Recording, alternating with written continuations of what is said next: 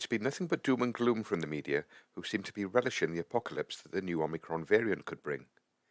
But there could be some good news coming out of South Africa, meaning they will have to find something else to depress us.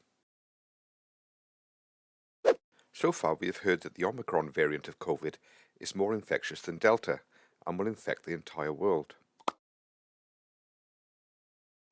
We have heard that it might evade the vaccines, it might affect younger people. And if you've had Covid before, it doesn't help. In fact, it might make you more likely to get it. But the South Africa Medical Council are reporting some very promising news from the Gauteng province, which is the epicenter of the Omicron variant. Observations from the Steve Biko Teshwane District Hospital complex in Pretoria suggest that Omicron may not be as serious as previous variants.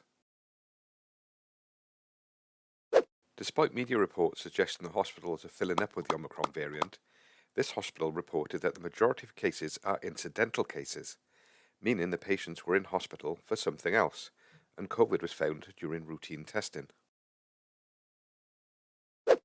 The other observation they made was that not many people in the Covid ward are on oxygen, which is a very different picture to previous waves.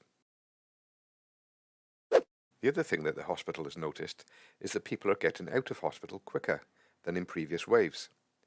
The average time spent in hospital for Covid is currently 2.8 days, compared with 8.5 days over the last 18 months. And the real exciting thing is this graph showing the last 18 months. The dotted line shows the number of Covid cases. The unbroken line shows the number of deaths. You can see that as cases increase with each wave of Covid, deaths increase. But in the fourth wave, which is Omicron, the deaths are not increasing. With Omicron being so contagious, the world could reach herd immunity very quickly, with much fewer deaths, which could mean an end to masks, social distancing, protests, riots, and anti-vax quackery. It's still early days for Omicron, but the next 2 weeks could be critical as more data becomes available. And of course, you never know what this shitty little virus will do next, so don't relax just yet.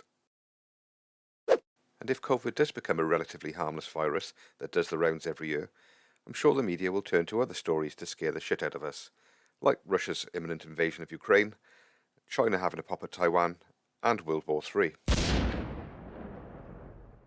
So for balanced news, badly drawn cartoons, and a healthy dose of sarcasm, make sure you follow it all here by subscribing to 21st Century Maddemic. By the way, if you want to know how this shitty little virus started in the first place, watch this video here.